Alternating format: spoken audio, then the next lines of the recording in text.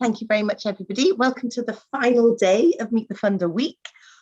It's a long week, but I hope you have all enjoyed it and found it beneficial. I'm really excited about today's event because we're celebrating the successes of the Wales Africa community, and I'm delighted to bring together members of the community who've had success with their fundraising.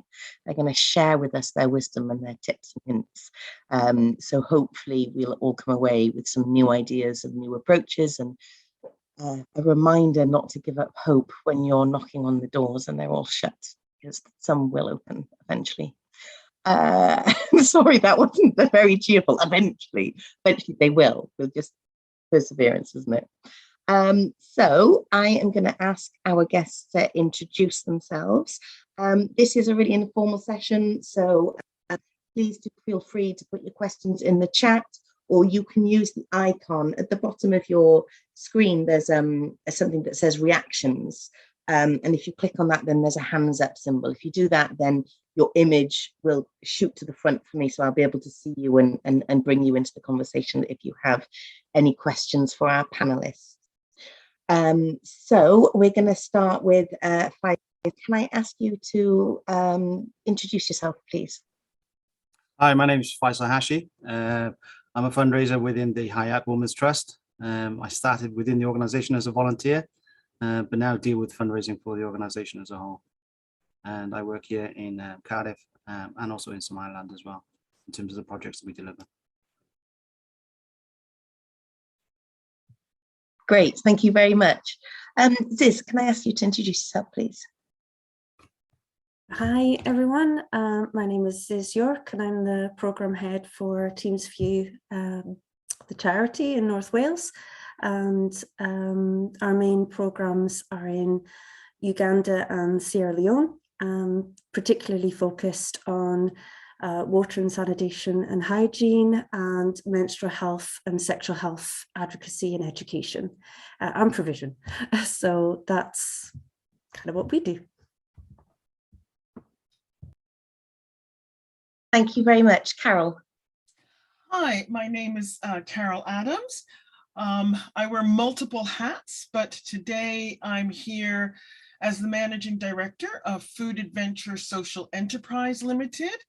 We are a small social enterprise and our focus is on increasing, strengthening livelihoods through agriculture and the production of food.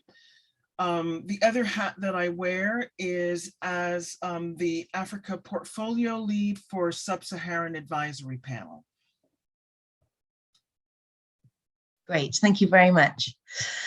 So I'm going to ask some questions. I also want to invite our audience to ask some questions, so please do use the chat to put in any questions that you might have for our fundraisers. Faisal, the first question, I want to come to you.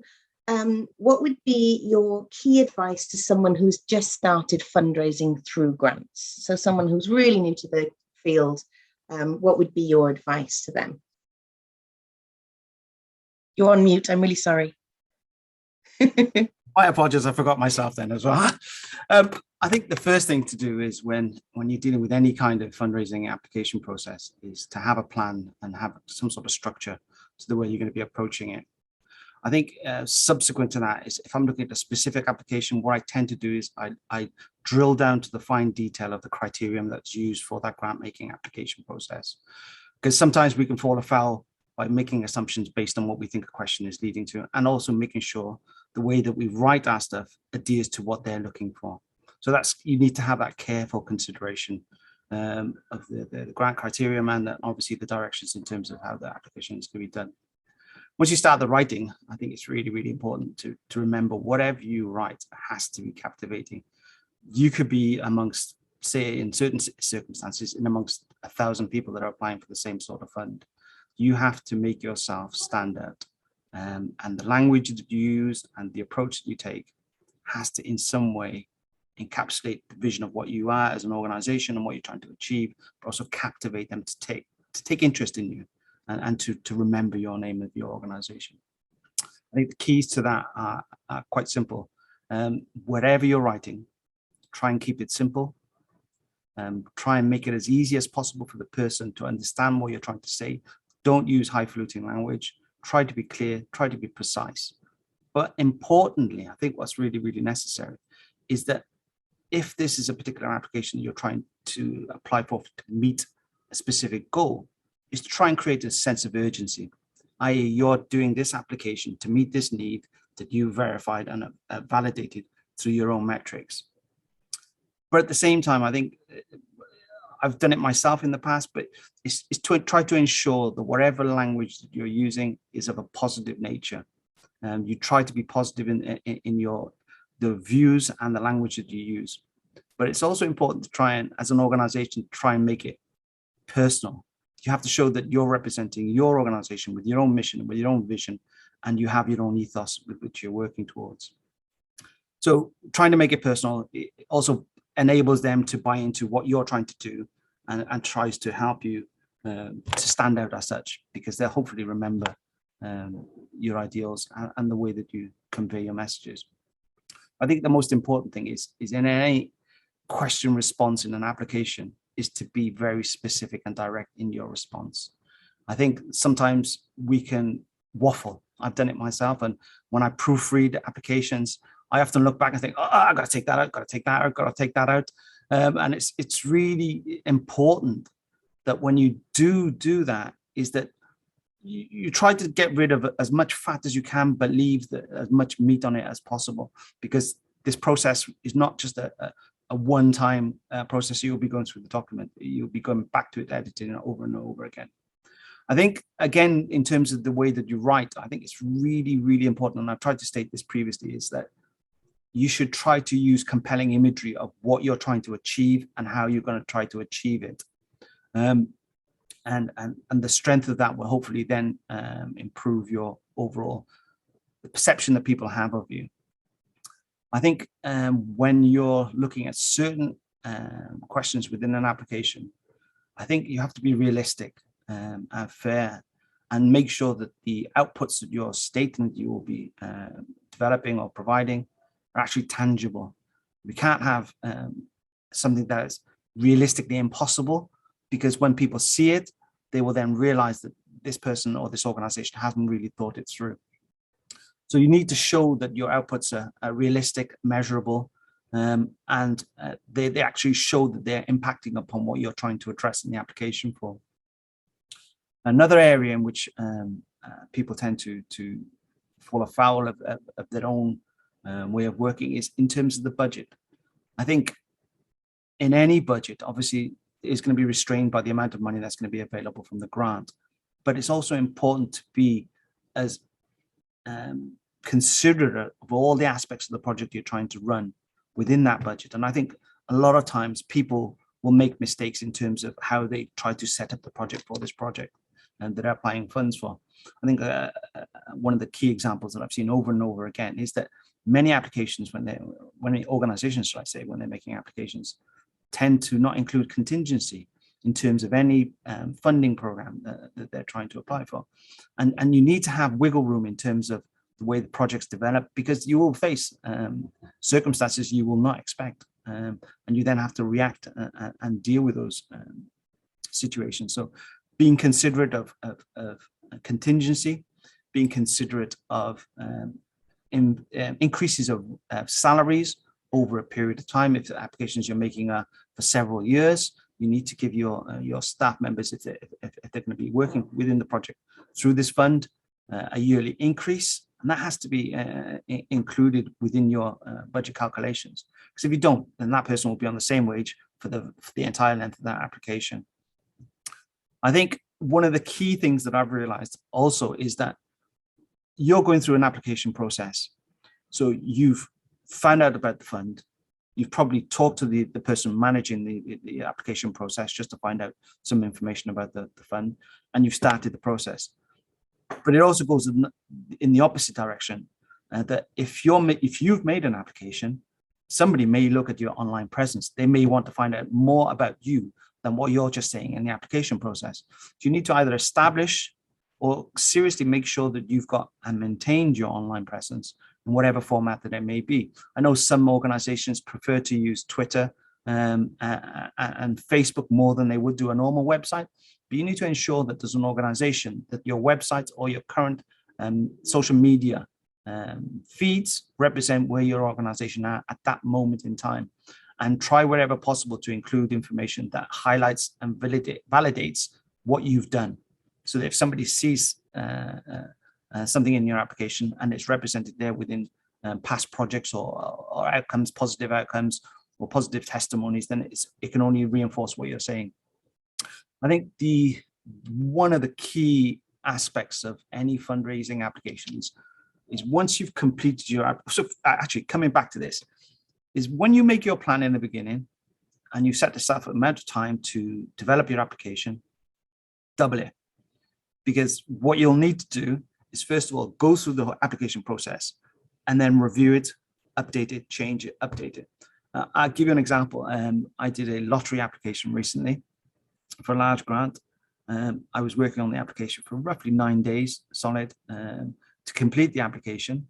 But then I spent another 6 days completely re-editing it, trying to make it as smooth and as compelling and as informative and as swaying as possible, because that's what the intention that I needed for the application. I wanted it to stand out, to not bite them, but to hold their attention. And so therefore you need to make sure that you don't just think about the application process once, but you may need to go through it 2, 3, 4 times until you get to a stage where it's fully fit and able to stand on its own, and with you to be able to look back and say, well, there's nothing else that I can do to this. And the way that I do that is through 2 mechanisms. One, I'll do it myself. And the second stage is, once I've done it myself, I'll then have my colleagues proofread it, just in case I've made any small grammatical mistakes or any errors within the application. But once the application is completed, I'll then seek support in terms of feedback from peers, other colleagues in a similar standing as myself, to make sure that what I'm trying to say and what I'm trying to achieve in the application is there. And peer reviewing of applications through colleagues in other organizations or partnerships you may be involved in is key, I think, because sometimes you're looking at it with tunnel vision because you're going through a process, and sometimes to look from the outside looking in can give some positive feedback in terms of the way that your application stands and the weight that the application holds. I think moving on from that, I think it's really, really important to look at the way that we work. And we're in a modern era. We use technology. And in this instance, in terms of fundraising, I look at software and I look at the project management of the process that I'm undertaking. So I use applications such as Trello to manage my flow of work for each application and for successive applications, so that I'm trying to do them in the best way. But others may want to look at application fundraising platforms or software specific to the needs for the fundraisers. And I think that the final point that I'm going to make is that never be afraid to ask for help in terms of a fundraising application process. I think when you go back to the funders and you can ask specific questions, get feedback, draw out other issues that you may feel that could come out from the application with these people, they'll bounce back ideas or opinions or the situation positively, because it's in their role to enable you to complete this application. So never be afraid to go back to the funders and say, well, look, I've got a quick particular question on this. And then they may give you the feedback that you require, or may point you in the direction of where you can get that feedback. So this, I think, kind of all the points I've tried to raise have encompassed the issues that I think that are important. But at the same time, it's just like every application is different. There are some applications where you have to write 700 words, maybe 900 words, 1,000 words for one question response. And what you'll also find is other applications will ask for the same level of detail, but only give you 250 words to respond to. So it's you have to be prepared to be flexible, to be adaptive, but at the same time, constantly review what you're doing to make sure that you've got, trying to get it as smooth as possible in terms of the language and the urgency and the imagery that you want to convey, because this is your only opportunity within that application to say what you want to say and try to to sell your vision for what you want to achieve to meet a specific need. So these are the key issues that I think that are important. Fantastic. Thank you very much. That was really detailed and really informative. I agree with so many of the points that you made, and I kind of, every time you said something, I was like, oh yeah, that. And now I've lost track of of them all. I think we're going to have to go back through them and pull out some notes from that. But thank you very much. That was really cool. Whilst people put questions for Faisal in the chat, I come over to either Ziz or Carol. Do either of you have any thoughts that, I mean, I don't think anything was missed, but was there anything missed that you would add to, or something in particular that resonated strongly with you? Carol? Oh my, everything resonated with me. I think the point that Faisal made of really allowing yourself the time, you know, of stage one, I'm going to write something, that peer review, not seeing the forest through the trees, you know, how important that is. I think if you find yourself sending in that application at the last minute feeling rushed, that's going to come across in your application. And I mean, there were so many points that were made. The contingency planning, planning for if it's a 2 or 3 year project, you know, it's not the same salary across the board. But really, I've got nothing to add other than that, yes, that time to really write a good application, and that peer review and going to your network for is really excellent advice that I urge everyone to take on board. Great, thanks, Carol. And I guess just to point out as well that Hub Cymru Africa, if you want somebody, I mean, we help in every stage of the application form. So from concepts, kind of thinking of ideas and thinking through your theory of change, right up to proofreading your application, just get in touch with us. We have an email address called advice@Hub Cymru Africa, and I'll put the email address in the chat later. But yeah, if you want somebody to proofread, please do send it through to us. Just give us time. We all work part-time, so please don't send it at 4 o'clock on a Friday, because we're not going to see it. Okay, great, lovely. Ziz, you've taken yourself off mute. Yeah, I mean, that was, funnily enough, what I was going to say, was reach out to Hub Cymru Africa.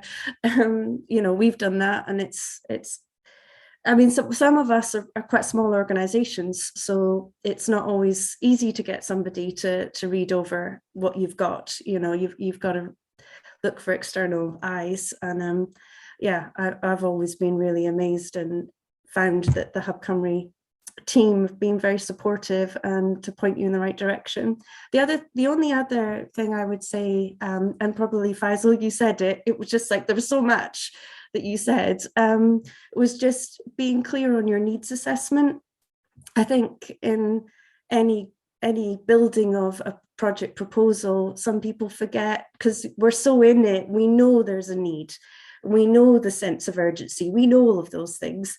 But sometimes stepping outside and actually having that bird's eye view of trying to drill down, how can I evidence that there is this need, you know, this need locally, regionally, nationally, globally? Why is it so specific that this project should be funded?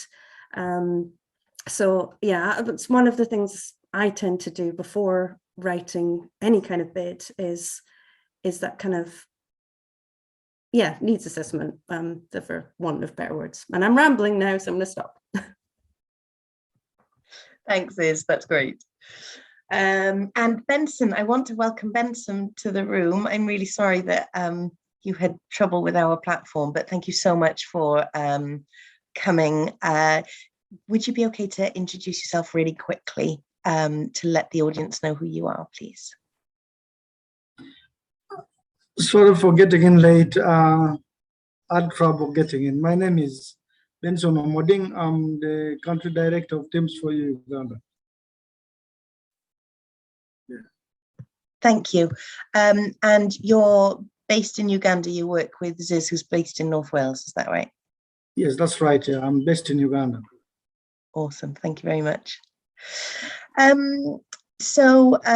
We've just had a bit of advice to people who are new to fundraising. The other thing that we have been discussing in the fundraising community of practice and with a couple of other groups recently has been around collaborating on funding applications and collaborating on projects. Carol, can I come to you and ask maybe what are the benefits and the strengths of doing that, and then maybe what are some of the potential challenges? Okay, so when I introduced myself, I mentioned to you that I'd be speaking to you as Food Adventures Social Enterprise Limited. So one of the things, and we are a young organization, so some of our challenges has been, one is a young organization sort of without that track record of attracting funding. Two, we're not a charity, so we are also limited by the funds that are available. So one way that we overcame that was by looking at, what were our goals? So, our goals are, our expertise is in food safety, methods of food processing. And the problem that we had is food waste. So for example, okay, we work in Cameroon. So when you go to Cameroon, you will see women who are selling vegetables and half of their product is wasted because it is sold fresh. And that gives an impact on their livelihood. So that's one, is that subsistence living through agriculture. The second one is the amount of food waste in general, where in a country where people could use that food for nutrition. So we're looking at the sustainable food system. And so one of the things that we looked at, okay, is that one, this is a global issue. It's not just in Cameroon, it's across the continent. Who else is working in this space? I know what skills I'm bringing to the table, but I'm not the only one at that table. And what I found is that there were universities that are looking at this issue as well. Looking at the space of sustainable food systems, reduction of food waste, and increasing the incomes of people that are in rural Africa producing food. And it really was by starting to have conversations, in my case, Cardiff University and Cardiff Metropolitan University, on building up a partnership that could bring in more skills than what Food Adventure has, but tackling an issue and a research issue. What was the other strength that we brought to the table is that we have partners in sub-Saharan Africa that they did not have. Some of the universities don't have access. They're looking at an issue, but to try to find who to work with is a problem. So as a community organization, not only did we have skills, we had access to community groups, to women, to growers. And so, we found our common points of interest of what we wanted to learn, from Food Adventure side, was we were young, we had expertise, but we didn't have a financial track record that could attract funding. So these were some, and so, our project grew out of a partnership with Cardiff Metropolitan University, where they were able to look at a research question that they had. We were able to leverage in funding. The other thing to remember as well is universities have access to funding beyond some of the traditional ones that we look at. The thing to really think about when you're working with a university is you really have to find, at the end of the day, you don't want to be out there. There's a lot of, you don't want to be out there chasing money and creating partnerships that don't underpin the work that you want to do. So there are opportunities out there with university partners, but you really have to look at, is this fund going to really help us in the work that we're going to do? And am I bringing in the right people from that university to address or to do the work that the community wants done? Because, you know, at the end of the day, Food Adventure co-produces with African partners. We don't parachute in. So one of the things of balancing is, can I bring in my partner's voice? Is it going to be swallowed up by this big university who has its own research agenda? Is the funding fair and equitable? You know, so that it's not this big university parachuting in, but more and more, there's a lot of ethics with university funding. You know, there's a lot of criteria. You know, in the past, it wasn't equitable. Now they really have to demonstrate equability and fairness for partners in Africa. But it's really something to keep your mind on, is, you know, you might be used to co-producing projects. You've got to make sure that any partner, you know, that you're bringing in works in the way that you work with your partners. And it's a great way, you know, at Food Adventure, you know, we do, because we're not a charity and we are limited, we have to look at who can we partner with that has the same goals as we have, that are interested in adding value to the project, that want to have the dialogue with partners, so that in essence, what you want is a piece of work that is co-produced by yourself, your partners, in my case, it's predominantly Cameroon, and your partners that you're co-producing a project with. There are some drawbacks to some of the funding, and part of it is that if it's university-led, then they are the main person writing that grant application, and they've got to tick the boxes with that funder. So you do lose some of that control. And so therefore, you really have to build a strong partnership so that you know, the people that you're working with understand that this is, whatever we do has got to meet these needs, not only the funders, but the work that you're doing in the continent. So I hope that sort of helps. Yeah, that's brilliant. Thank you, Carol. And I've just done the clappy emoji because I think that quite a few of the things that you said there really resonated. We know of a group that was working on a bid with the university, and you know, were beginning to feel that it was potentially extractive for the community that they work with. And so I think you're absolutely right in making sure that there is still autonomy, even though the grant is primarily with the university, and their relationship with the funder. So yeah, definitely some things to look out for. Huge benefits. I mean, your partnership generated huge benefits for your for the evidence-based moving forward for your work as well, right? Oh, absolutely. You know, it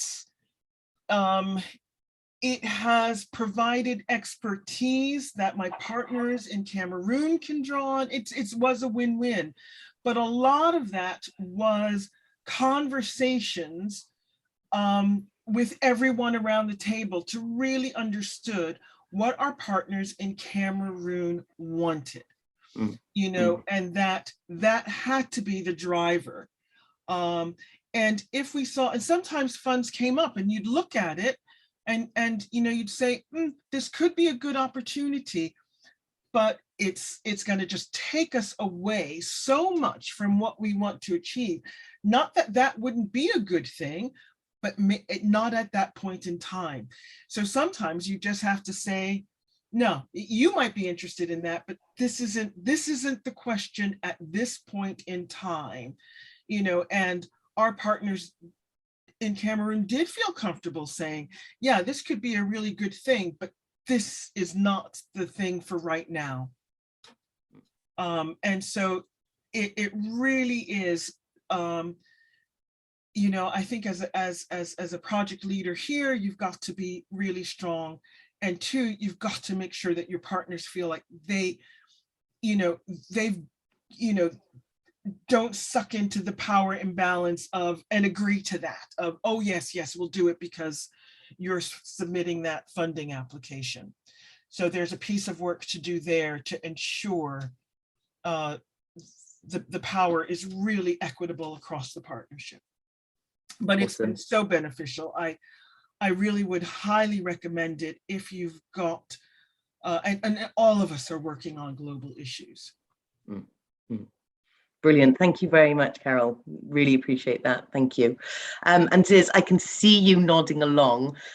So I'm going to let you respond, but also kind of just the question that we had for you and Benson next was around like partnership and the role of partnership in developing the funding application. So I think, a bit of it has been touched upon with Carol, but I wonder if maybe your international partnership as well and how that feeds into your approach to funding applications.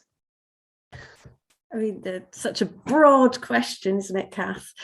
Thank you for that. Yeah, no, I was just kind of nodding in agreement to Carol, because I was thinking it's quite tempting a lot of the time when you see big funding pots to sometimes kind of see if you could just sort of squeeze a project into something just to fit, but actually, is that the right decision? Is that the right route? And it really does boil down to, is it what your partner wants? And I think quite a lot of the time, just because we are working on global issues, you see, oh, but it will be so good, and you'll see that you see all this like positive side of it, but it's not what the partner wants. It's not necessary. There's a question, isn't there, in a lot of grant applications that say, what are the unintended consequences of this project? And I always laugh at that one, because I think anyone who writes grants kind of hate that question. What will be the unintended? You're like, I don't know, they're unintended. How am I supposed to answer that? But really, it's that question of, some people say, oh, it's for the greater good, or, what they're actually saying is, can this good that you're planning do any harm? And I think that's, for us as sort of like project managers, it's always the most important thing is, what harm may I, unintendedly do through whatever I'm planning, whether that's a relationship with a university, whether that's a grant application, because we all know funders have a box, and it's very tempting to reframe your project to fit their box.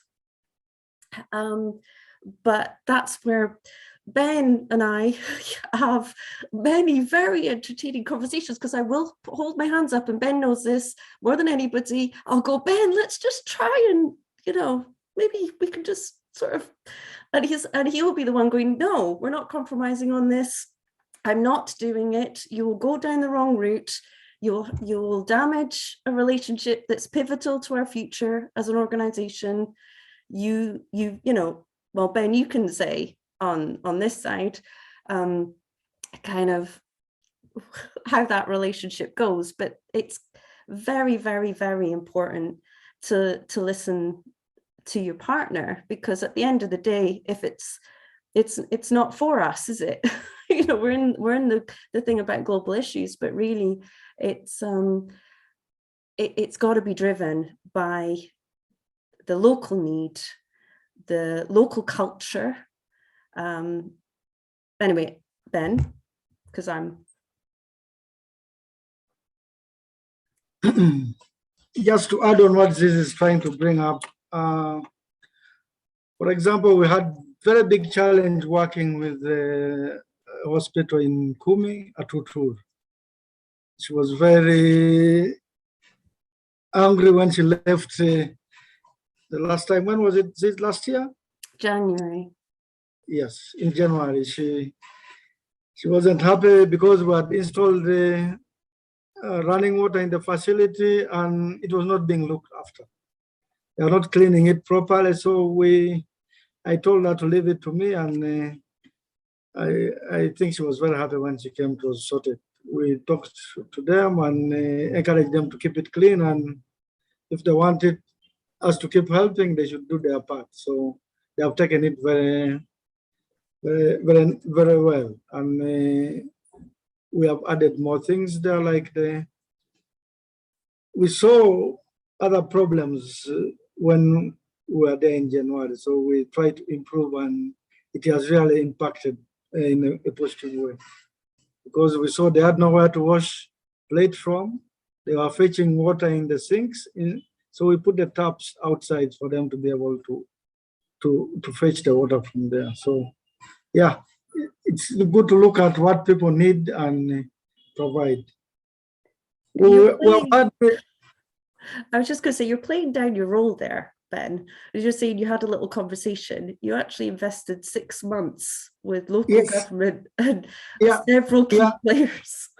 Yeah, meeting the head of the health in the district, the health inspectors. It was but trying to tell them, please keep doing your role, and we'll do our bit. It's not us to go and tell you what to do. So it has really helped a lot. And the other thing is, we have been having trainings on sexual and reproductive health. There are things people from the UK can teach their children, and there are things which is a bit difficult for you to mention in our society. So we have to keep sharing with this. I tell her, can you please knock this off? This is not acceptable. Because it's not yet in the education policy, but there are certain things you're allowed to teach. And it's been very positive, because the feedback we have got, like we just concluded the last training on Wednesday in another district we are partnering with. We got very good feedback from them. And like they wanted us there like yesterday. So I'm glad we did that. And also sharing knowledge with the experts coming from the UK, and it helps our team down here. They're able to deliver without the assistance of someone coming from the UK now. So that's the positive in this partnership. We gain knowledge, and we give back that knowledge to teams that come as well. We share, and our team is able to deliver on trainings very effectively now. And our capacity is good. Our capacity is very okay. Thanks, Benson. What's your vision for that kind of going forward in terms of, like in the next 5 years? How would you see that developing, do you think? Sorry, is that a really big question? It just popped into my head. It's not on my list of questions. I'm sorry, I've just come into the site. So don't feel pressure, but I think I was just interested in, you're talking about how things have changed and how things have developed for you, as a partnership. And, have you thought about that in the future and what that looks like? Yes, we're looking at the next 5 years to be able to do. We have seen the need is very huge, especially in delivering some trainings to these leaders who are leading these facilities. Yeah. And even the district heads, they need some serious leadership training so that they are able to take on their roles properly. So we're looking at sourcing experts from the UK, mix them with the Ugandan ones so that we customize it to the needs here. So we're looking at developing their capacities to be able to lead properly. Nice. Yeah. Brilliant. Especially while we're focusing the education and the health. Yeah. Brilliant. Thank you very much. Cool. Did you have anything to add to that before? There's been some questions in the chat. Yeah, I mean, not a huge amount, but I just think that, again, Ben is playing himself down, which he's good at, this humble Ugandan. But, you know, you're developing many other partnerships outside of the relationship with the UK, greater partnerships within Uganda, community-based organizations, you know, local government, and looking at, you know, Teams for Uganda has become very much its own entity now. I think a lot of our partnerships, there's been quite a bit of dependence, you know, UK and Wales and Africa. But from the last few years, predominantly, there's been that shift. And I think Teams for Uganda, well, you know, I mean, I'm going to speak their praises, of course, because I'm biased, but have just really taken ownership of their own vision, their own ethos. They may share our name, but, you know, you've got your own long-term plan, and it's connecting with a lot of people that's outside of that relationship between the UK and Africa. So I'm excited about what the next 5 years will look like for them. And I don't mind being put out of a job. That's okay with me, because I'll find another one.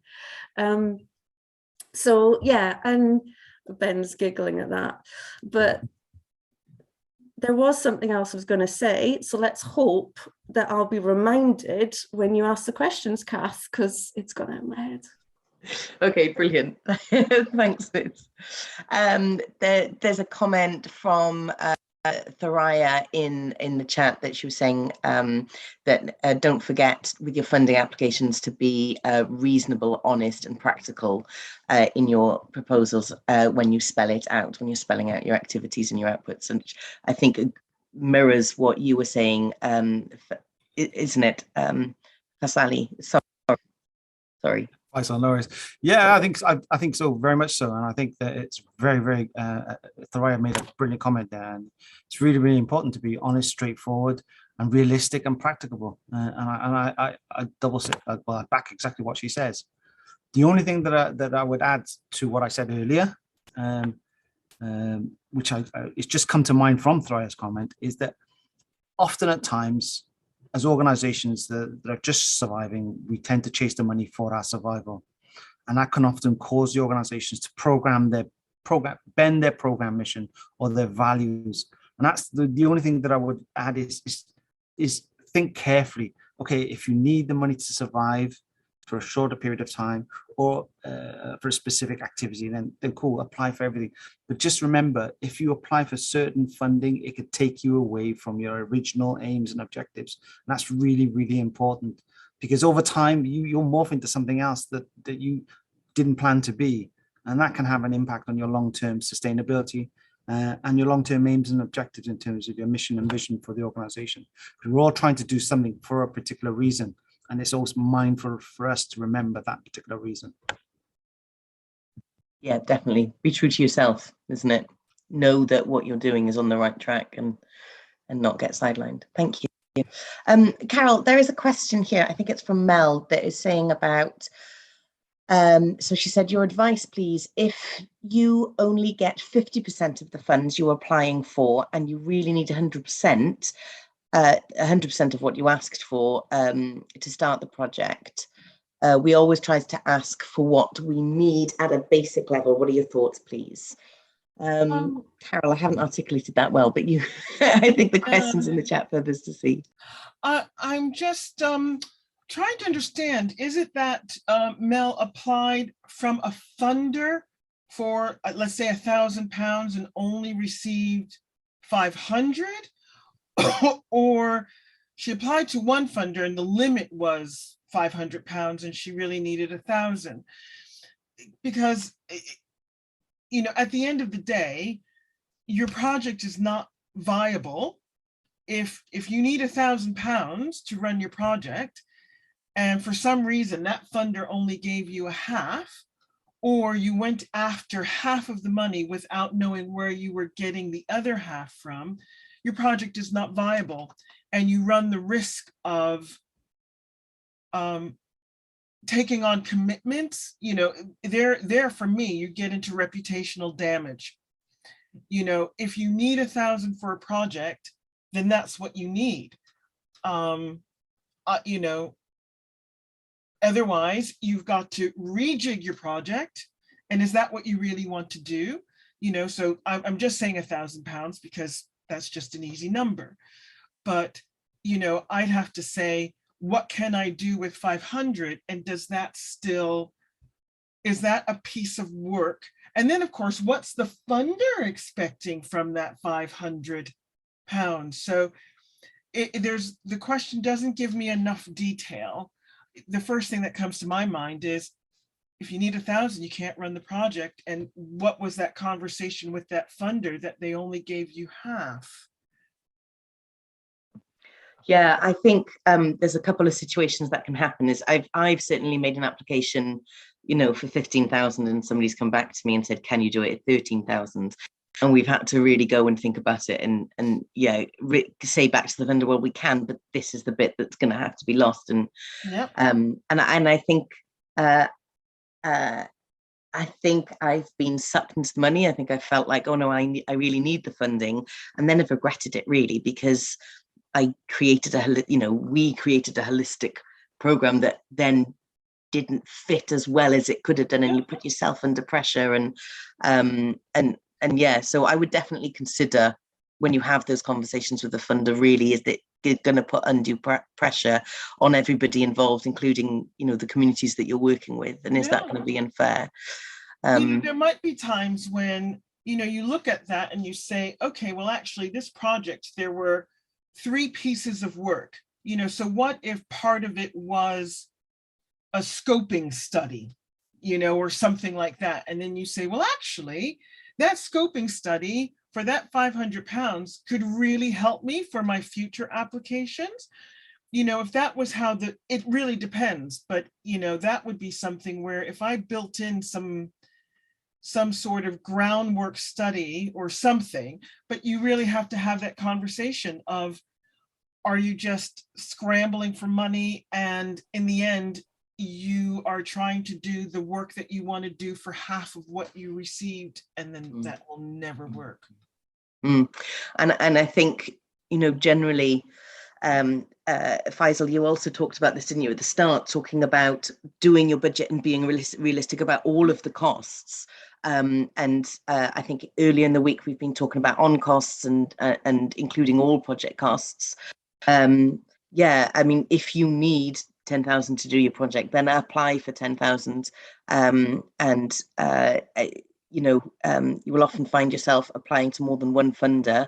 And then if more than one funder comes back offering you what you need, then you can have the conversation. Oh, thank you, but I've already got funding. Would you be interested in funding this instead? Or, you know, having a conversation with them there. The other thing to keep in mind is some funders want some form of match funding. More and more of these, usually not 50%, but, you know, so I don't know if that question is about coming up with match that wasn't realistic match in order to get a part of the money. But it does lead to that question, and I'll speak a little bit about match funding, because I think a lot of the people will that will come across in quite a few grants. And that is, remember to value your volunteers and what they add to a project, because that is match funding. Really think about that match, and if you're if you have the gift of volunteers, and value them. And a lot of grant applications will even tell you, you know, what that value is in dollars, you know, because some of our volunteers are just, you know, what would we be without them? And we've got to remember that, and even if an application does not ask for that, if you can demonstrate that you have wonderful volunteers and you're building that in, because that really, you know, I know our projects, you know, we work with artisan food producers in Wales, and I certainly could not pay them for the time that they have given in learning exchanges, but I do show that in applications. Can I just add to what you were saying earlier on, Kath, about the full cost recovery in terms of all the costs? I think one thing that as organizations is that when we apply for funding, we don't take away, so we don't include our administrative costs all of the time. And some organizations don't do that. I think it's really, really important to make sure whatever grant you're applying for covers the costs of running your project within your organization, and that you're not sucking money out of the resources you've got within the organization just to run that project, because eventually you won't be able to run it if you whittle down those resources. And I think it's really, really important. Remember your management costs, your contributions to utilities, all of these things are really, really important to be included as the administrative costs for running or applying for this project in terms of grants. So I think it's important we need to include that. Thank you. Yeah, I agree. And I think even for smaller organizations who maybe don't have premises or don't have paid staff in the UK, I think it's really important to look at that for both in the UK and overseas, because what these costs give you, particularly when you're paying staff overseas, is it gives space to think and breathe, and to allow us to, how can we grow and develop and create new initiatives if we're just doing, and there isn't that built-in capacity to also, like you said, management of thinking about strategies and thinking about how we approach things. Ziz, you look like you're going to talk, or Ben, do you have something to add? I was just actually thinking just how much we've been caught out in the past with that. We've been squeezed by funders quite regularly, just kind of going, well, you run your admin anyway, whether you do this or not. So can you just sort of, just show me, they do it, they say these things, and you're just kind of like, oh, and it sometimes becomes a board decision as to whether you take the funding and go, yeah, okay, we'll run it without an admin kind of cost or not. And sometimes I think, I don't know, it's a very brave call to say no to funding, isn't it? It's very brave. But sometimes you're right, you've got to do it. You actually have to turn around and go, I can't run this at 50%. And not going to, finding the other 50% is going to hurt the charity, is going to hurt the organization, is going to take us away from those core aims and objectives that we're trying to do. So actually no. And as you say, Kath, you could say, well, can I half it? Can I do something different or less with the funding, or do the scoping exercise that Carol was talking about? And if it works within your aims and objectives and the funder is happy with that, then fine. But to be quite honest, if they're not happy with that, then they've got a screw loose, haven't they? So I do think some funders make it hard for us, genuinely. And that's where having good relationships with your trustees, being aware that you can walk away, and having those conversations, I think it's really important. And sometimes, very rarely, sometimes you might go, yeah, I'll take the hit. But we've all, I don't know, we've all done it, but I would say I've done it, and I would say there's warning bells on that. Can I add there, with funders, as much as, and Faisal, I think you mentioned this as well, and that is, get to know your funder. It is, there are quite a lot of funding opportunities, and there's a way to see, what people are funding. I know this week, and I'm going to give a huge shout out to Kath, because we had the opportunity this week to have conversations with funders. When you have those opportunities, take them. When a funder says we're here and you can contact them, do it. Ask some questions, because you also, if you do the process, which Faisal was speaking about, which takes a lot of time, you want to make sure you're investing that time in someone that you want to invest that time in. So you want to get to know, a funder as well. So do your due diligence. You're on mute. Sorry, Faisal, you're on mute there. My apologies. I think Carol, I agree with everything you said, and I would just like to add one point that I forgot to mention that is really important in this whole process, is that you need to think of fundraising in terms of developing a strategy around fundraising. We all develop business plans for our organizations, but we never really strategize with proper strategic fundraising plans. And I think if you just deal with them one at a time, you may not be doing the best. Whereas if you're thinking overall in a complete fashion about what your funding needs are for the organization as a whole, I think that is the better approach to take. So strategize, create a plan, create a timetable. So you're not just going to be approaching one, but you'll have a strategy to deal with 10, maybe 15 different funds that you're going to be applying to. So that hopefully at the end of that, you'll then be able to measure your outcomes against your initial targets, see how good or how bad you're doing. Because if you're just applying for the odd one here or the odd one there, getting some success, getting some positivity, you're not really growing in terms of your development in terms of fundraising. And I think that's the way, if you can measure your metrics around how successful you are for fundraising, then you can do positive things about it. But if you're not measuring it, then at the end of the day, you won't grow and develop and become more sustainable in the future. Brilliant, thank you. And that's a really lovely point for us to finish on. Thank you very much. Thank you very much to all the speakers. You've been really insightful and really helped us get a better understanding of approaching fundraising. Wendy's just put in the chat very valuable advice and interesting discussion. Thank you, Wendy, for your feedback. I've also put in links because we have, there's a community of practice. If you fill out the form on that link, then you basically join up to a mailing list, and I'll let you know when the next community of practice meeting is so that you can meet peers and discuss funding applications and just your approaches.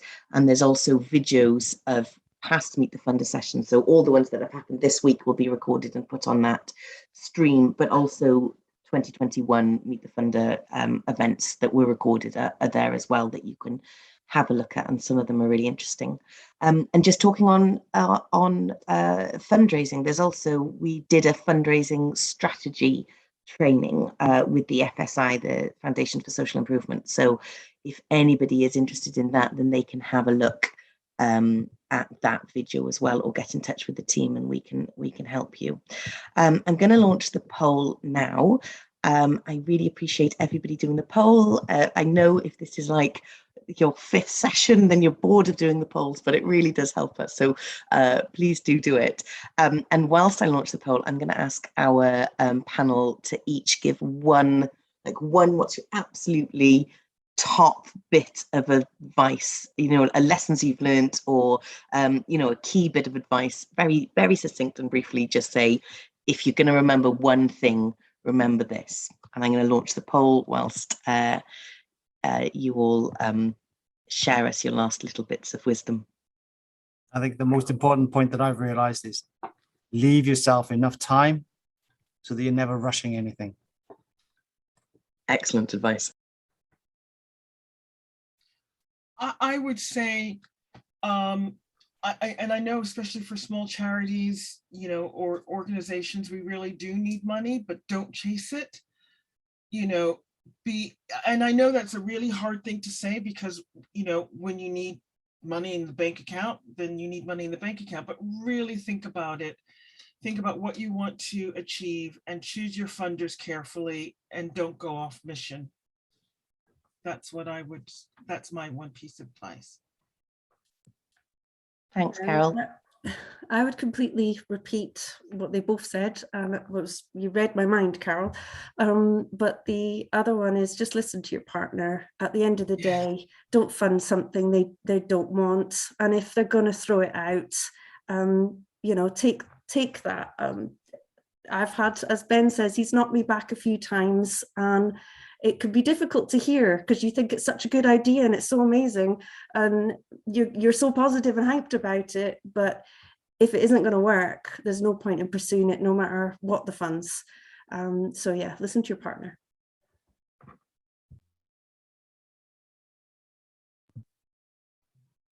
Thanks, Liz. Go ahead, Benson. Yeah, I think when you're doing projects, it's very, very important to involve all the stakeholders so that you get the full support in implementing the project. Yeah, brilliant. I mean, that's something we've hardly touched on in this session, but you're right, it's absolutely key that you're looking at other people doing work similar to yourself, and anybody who's involved in who's going to be touched by the project, that they're engaged from the start, isn't it? Yeah, brilliant. All right, thank you very much. I am going to close the poll. Thank you everyone for taking part in that and giving us your feedback. This is the last day of Meet the Funder. I'm going to go and celebrate.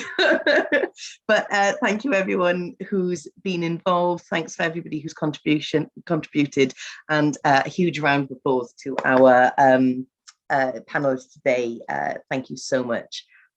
Really appreciate your insights. Thank you. A huge round of applause to you, Kath. Really, this week has Everybody else that have Cymru Africa is not on screen. and everyone else. You're the one I've dealt with, so huge thanks to you. And to everyone who's listened today, thanks for engaging with us. Awesome. Brilliant. All right, thank you. We're going to end. Bye, everyone. Bye. Bye. Bye. Bye.